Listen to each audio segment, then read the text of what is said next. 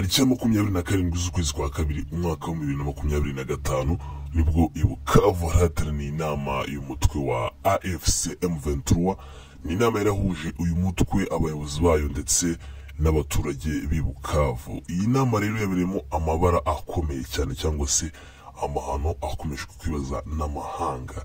Ese ibi byagenze bite? Inama yabaye imaze kurangira nyuma y'uko abaturage batangiye gusohoka muri stade nibwo ibisasu cyangwa se bombe zikomeye cyane zarashwe mu baturage hagati, nkuko mubona ku mashusho cyangwa se muri kubona ku ino foto. Bari abaturage benshi cyane bari bitabiye iyi nama, nibwo ibisasu byatewe mu baturage 15 cyangwa se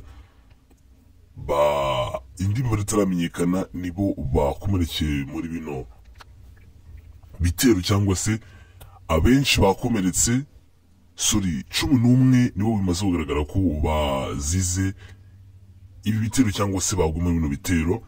Abandi barenga 60 barenga indi mibare itaramenyekana bakaba ari inkomere zikomeye cyane. Ibi ngibi rero bikaba byatangajwe n'umutwe wa M23 ko leta ya Kongo cyangwa se abasirikare ba Kongo baje bashaka ko abayobozi ba AFC M23 nibo baje bashaka kwica. Baravuga bati niho bikomerekeramo abaturage benshi. Ibi ngibi icyo tugamije cyangwa se icyo dushaka no kuhitana abayobozi ba AFC M23 mu buryo bwo kugira ngo dukomeze turwanye uyu mutwe. Ariko nyuma y'uko ibi byose bibaye, ubuyobozi bwa AFC M23 bwahise butubiza inama n'abanyamakuru kugira ngo babwire ibi byose uko bimeze. Leta ya Kongo icyo yari igamije cyo kwica abo baturage, ibyaje kuba rero nyuma nuko muri perezida cyangwa se mu biro bya perezida Tshisekedi bahise basohora itangazo bakora ibara bashinja ko igihugu cy'u Rwanda cyangwa se ingabo z'u Rwanda RDF arizo zagabye ibyo bitero mu baturage ba Bukavu. Ibi ngibi ariko byahise bivuguruzwa nyuma n'ubuyobozi bwa M23 bwahise butangaza ko ikibi cyangwa se satani cyangwa se ubuyobozi bwa Kongo bukomeje kubangamira abaturage cyangwa se bukomeje gushaka kwica, dore ko bwagabye kino gitero, dore ko bamwe muri bo mu bagabye bino bitero bamaze gufatwa. Bukomeje ubushotoranyi bukomeye cyane cyangwa se kubangamira abaturage ndetse n'ubwicanyi bw'indengakamere bwica abaturage b'inzirakarengane. Ariko umuyobozi wa M23 yatangaje ko ibi byose leta ya Kongo, ubuyobozi bwa perezida Felix Tshisekedi bugiye kuba bwabyishyura, kubera ko ibintu ari gukora n'ibikorwa bibi cyane byababaje umutwe wa M23 AFC M23. Bakaba bagiye kwita bakora icyo bise kwira cyangwa se gura bano baturage bazize ibi bitero byagabwe muri stade ya hariya de l'Independance. Ari habereye inama yahuje ubuyobozi bwa M23 ndetse n'abaturage ba Bukavu. Ikindi ni uko muri iyi nama yahuje AFC M23 n'abanyamakuru, M23 yatangaje ko abazize cyangwa se abaguye muri ibi bitero byabereye i Bukavu, imiryango yabuze ababo gushyingura cyangwa se imirambo cyangwa se abaguye muri bino bitero, amafaranga azakoreshwa mu kubashyingura cyangwa se ibizakenerwa, depenses zizakenerwa, M23 yatangaje ko ariyo igiye kubyishyura.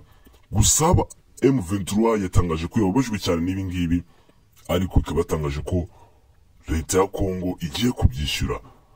M23 irihagaritse gukomeza gufata ibice bigiye bitandukanye byo mu burasirazuba bwa Kongo cyangwa se muri Kivu y'Amajyepfo, kuko amahanga yarakomeje kubibasaba cyane, avuga ati muhagarikire aho ngaho mugeze, dore ko bakomeje gushinja bino bintu ko ari u Rwanda rubiri inyuma.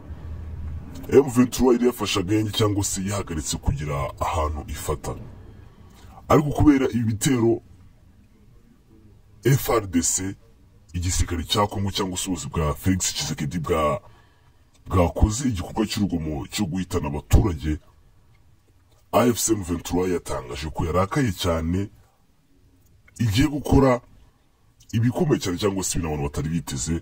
Ubu ngubwo yari yatanze agahenge itakomeje gufata ahantu hagiye hatandukanye, ariko yavuze ko ibi byose kubera agahinda cyangwa se ukuntu byayibabaje igiye gukomeza kwihorera.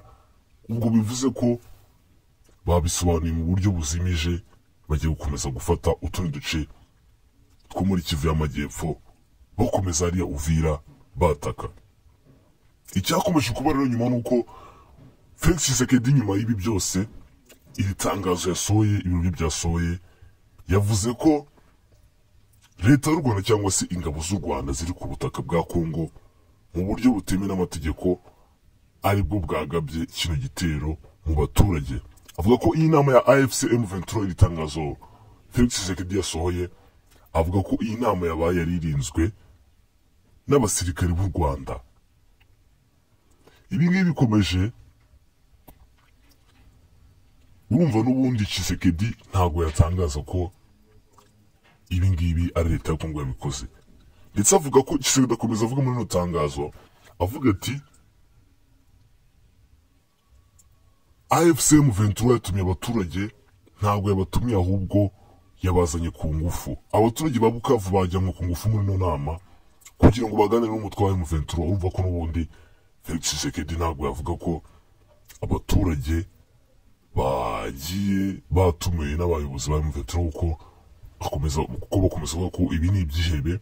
Leta yo kuvuga ko ari ibyihebe kugira ngo imiryango mpuzamahanga ndetse n'amahanga atavuga ati ese ni gute abantu twita ibyihebe batumiza abaturage bakaza neza, bakaza mu nama ari benshi. Urumva ko avuga ko ari ibyihebe byabazanye ku ngufu kugira ngo amahanga adakomeza kurimucishamo.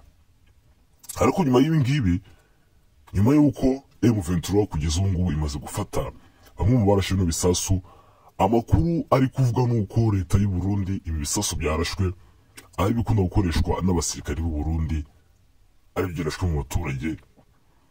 Anga amavideo cyangwa se abaturage nuko video anga zitajya, kuko izi video nta kuri zino mbuga nkoranyambaga, hari imbuga nkoranyambaga zitabazemewe kujyaho zino video. Abaturage bafashe video bagaragaza imirambo, amaraso menshi cyane muri Bukavu, abaturage bari gunga bafite ubwoba birukana cyane. Ni ibintu bibabaje cyane. Kugeza ubu ngubu M23 bamwe muri bo mu bagabye bino bitero ikaba bamaze kubafata, bakaba bagiye gutanga amakuru. Umva iyo umuntu yafashwe abagomba gutanga amakuru ko nta kintu kiba gisigaye ko yaba yafashwe, bagatanga amakuru abamutumye ndetse byose bagakomeza kubishyira hanze. Amakuru nazo kumenyekana hose bashyize ku murongo, iyo muraza kugenda mubimenyeshwa hano kuri Jano Update ndetse n'indi mirongo cyangwa se n'imiburo yose, muraza kugenda mumenya amakuru yose. Wenda reka tubwire imwe mu myanzuro yagiye ifatirwa muri inama yahuje AFC M23 ndetse n'abaturage. Babwiye abaturage ko ibi bari kurwanira, babwira ko ahanga bari kurwanira igihugu cyabo. Amahanga ari kubasaba gusubira inyuma, ariko ari kubabwira AFC M23 iri kuvuga ko iri kurwanira. Ubundi mu Kinyarwanda baca umugani ngo umwana ujyaho ntakumirwa.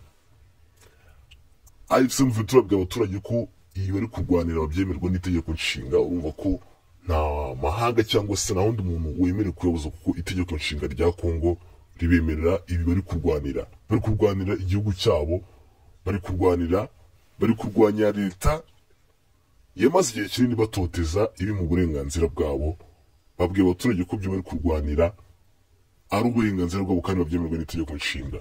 Kandi ikindi batangaje ko bavuze ko abantu bafite imyumvire cyangwa se bumva ko M23 iri kurwana kugira ngo ibone uko yicukura mu y'agaciro. Umuyobozi wa M23 yavuze yuko ibi barwanira nta n'umuntu wo muri M23 wemerewe kujya kwivanga mu bintu byo gucura mu y'agaciro, kuko ntabwo babyemereye. Icyo bari kurwanira ni umutekano w'abaturage, ni ukurwanira uburenganzira bwabo bw'igihugu cyabo, dore ko bavuga yuko igihugu cya Kongo cyangwa se leta ya Kongo yamaze igihe kinini ibatoteza. Ibi ngibi bavuga ko bari kurwanira uburenganzira bwabo. Ibyo bindi babashinja ntabwo ari ko bimeze. Ikindi uko leta ya Kongo ikomeje kugenda iseba nyuma y'uko bavuga ibintu M23 ikazana proof zifatika ibigaragaza. Kandi ikindi batangaje ko yo leta y'u Burundi ibindi ikomeza kubyivangamo nayo izayigwa n'ingaruka zikomeye cyane, kubera ko ibimaze kugaragara cyangwa se bikomeje kugaragara nuko leta y'u Burundi ikomeje kubyivangamo cyane. Kandi M23 yatangaje ko leta y'u Burundi nikomeza kubyivangamo bazabona ingaruka zikomeye cyane. Mukare subscribe basi kuri Jana Update, tujye tubana buri munsi, dukomeze tubahe update zose zigezweho hano kuri ibi biri kubera mu burasirazuba bwa leta ya Kongo. Mukande subscribe ku bwinshi kugira ngo dukomeze tubane tuba update zose. Ndabashimiye mwese mwakoze subscribe naho utarekanda kandi tujye tubana buri munsi. Ciao.